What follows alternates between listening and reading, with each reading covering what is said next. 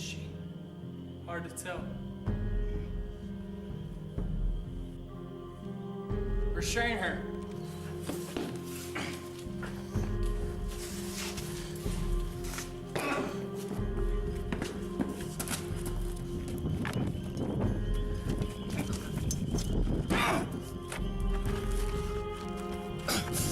You're gonna taste delicious.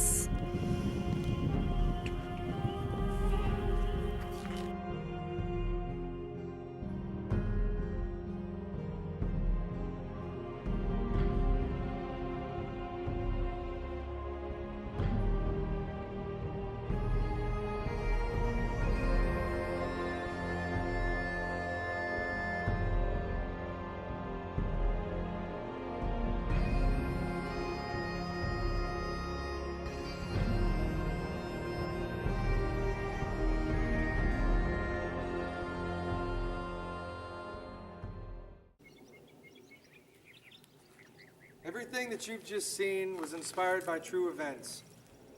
The poor woman that you saw getting strangled was a Cree Indian by the name of Wasakapigwai. She was from the Hudson Bay area in Ontario, Canada. And the two men that were strangling her were also Cree Indians from the same area, the same tribe, in fact. Their names, well, their more common names, were Jack and Joseph Fiddler. They were both brothers, and they believed that the woman that they were killing was possessed by one of the most horrifying creatures on the record to date. They believed that she was possessed by the horrifying Windigo.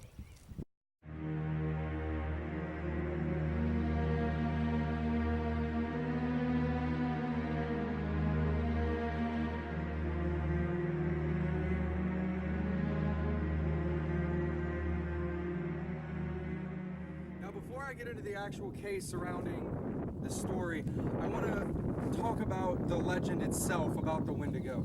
Now, the origins of this legend comes from the Algonquin tribe that settled mostly along the east coast of the United States, the Great Lakes region, and into Canada. The Windigo has made many appearances in television shows, movies, and books, and is described differently depending on who you ask about it.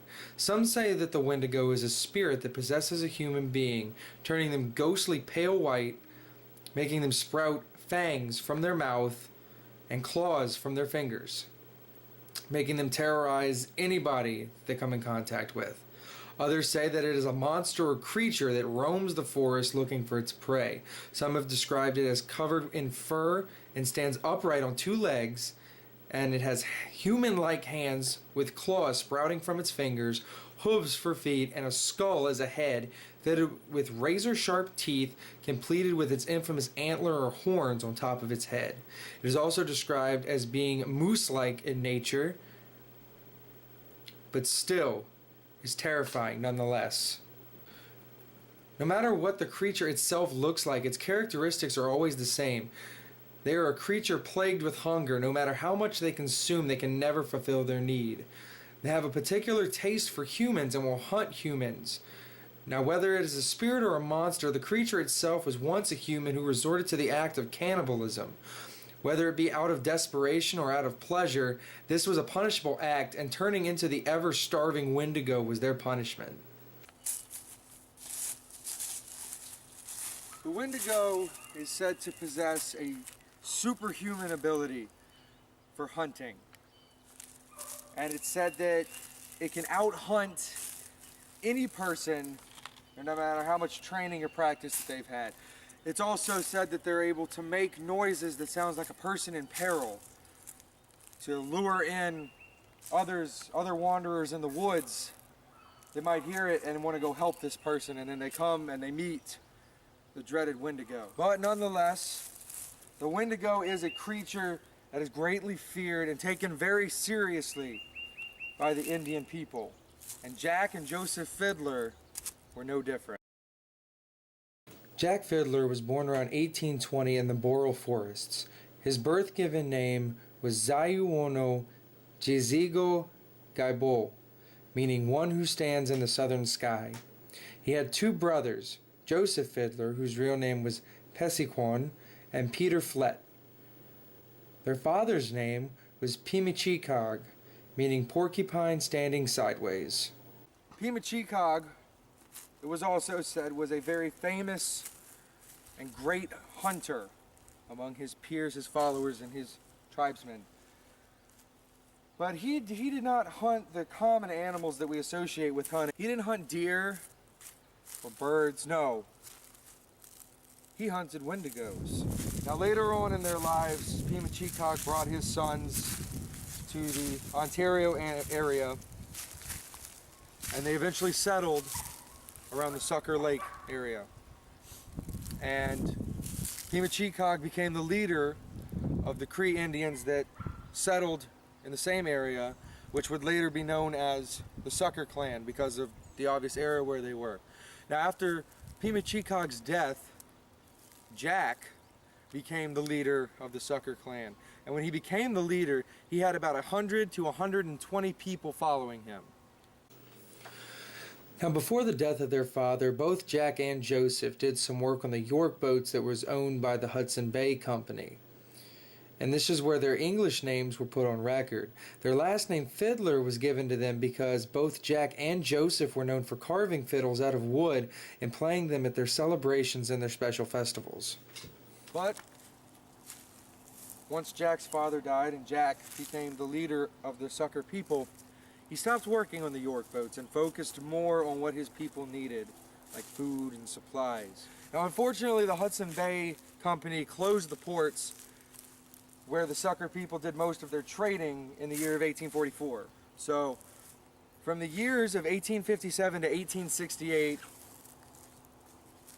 Jack traveled from the Severn River to Big Trout Lake in another part of Ontario just to get supplies like food, water, things to build homes for his people.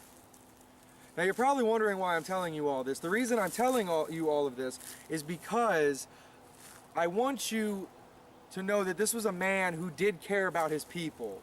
He was concerned that if his people got fed, or if his people had water, or if his people had a place to live, or a fire to make sure they were warm at night. So I want you to keep that in mind as we go further into the story.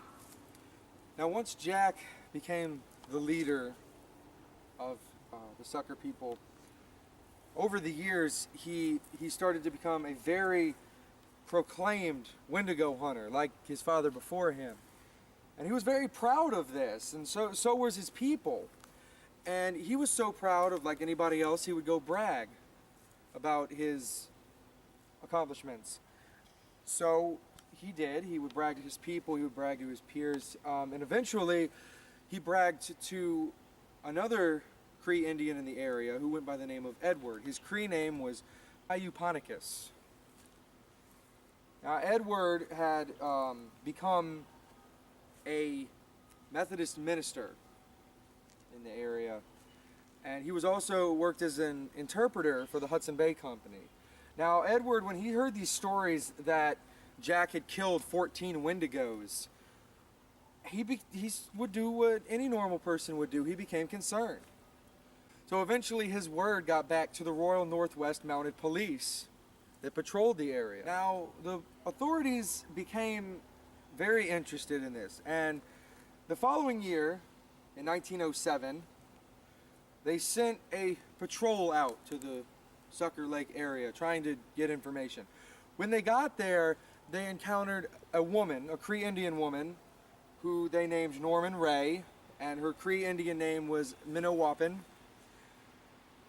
And she confirmed the claims about Jack and Joseph, that they did indeed kill 14 Wendigos, and that they had actually destroyed a Wendigo the year prior, being the poor woman that you saw earlier. Now, the police left the Sucker Lake area and went into the Caribou Lake area, where they eventually found, arrested, and apprehended Jack and Joseph Fiddler. Now, once they were apprehended, they took the two brothers and they placed them in the Norway House.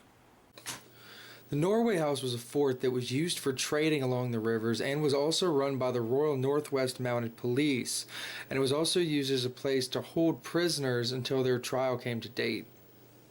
After 15 weeks of staying in the Norway House, it took its toll on Jack Fiddler.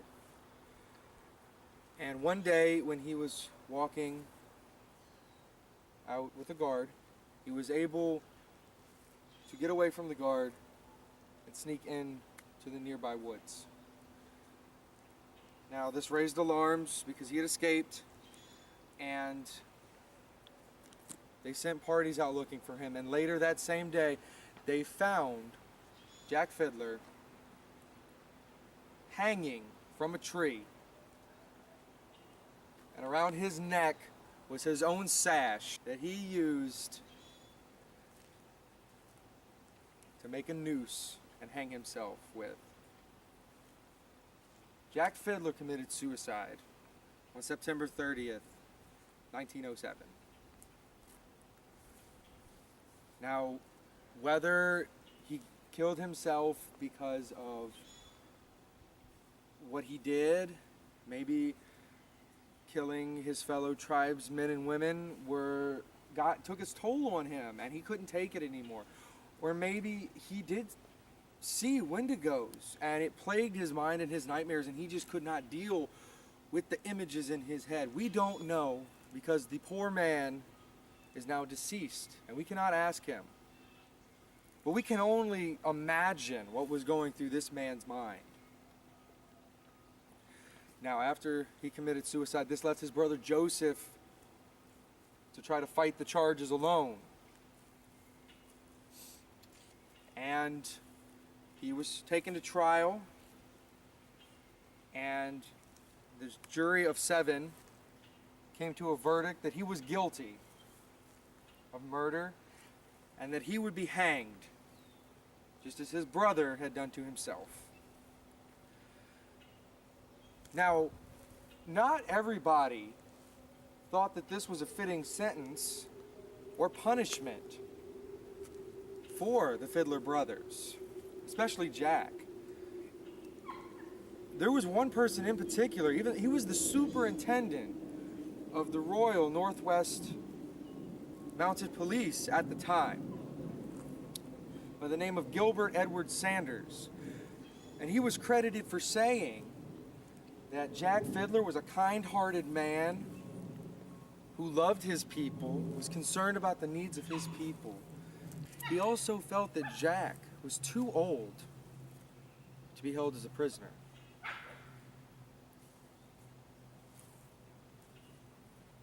Now, unfortunately for Jack,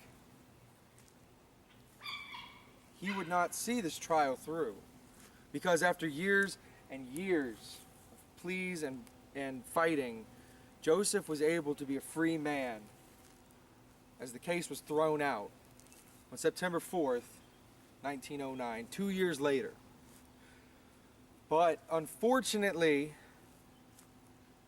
Joseph was not alive to see his freedom, because he was taken by consumption 3 days prior.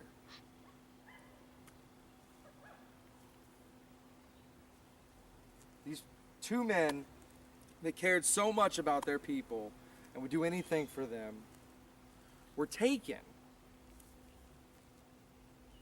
in their desperate times for doing something that they believed was right in their mind.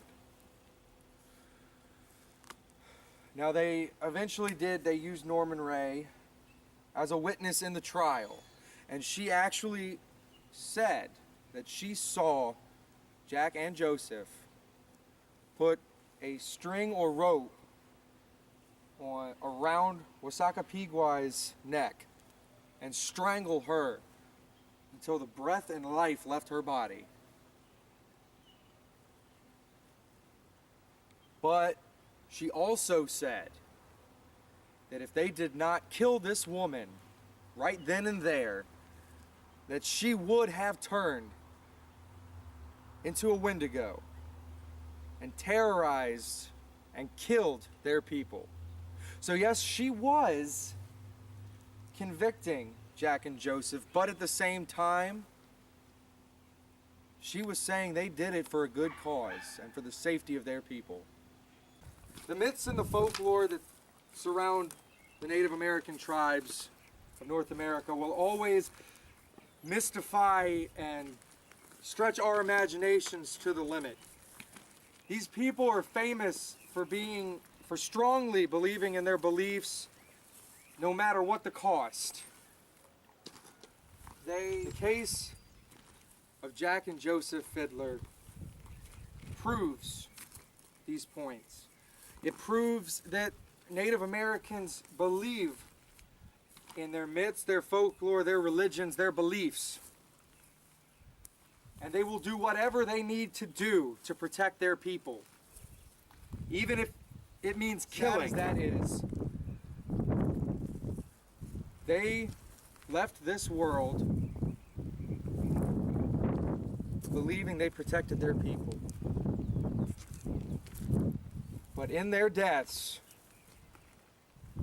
the legend and the stories of the deadly, horrifying Windigo creature still plague our minds, our nightmares, and it still lives on to this very day.